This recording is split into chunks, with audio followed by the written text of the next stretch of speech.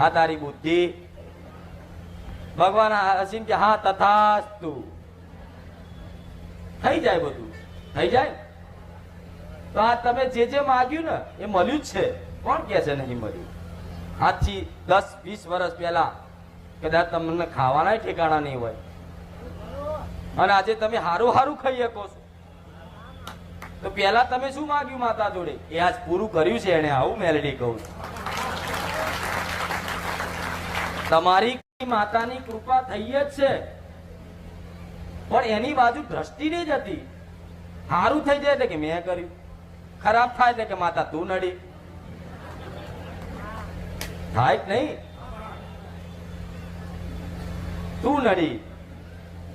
અને સારું થાય એટલે કે નોકરી કરું છું, પગાર આવ્યો સારો મળ્યો છે, મહેનત કરી છે, પોલીસ બન્યો છે, મહેનત કરી છે, ડોક્ટર બન્યો છે, પણ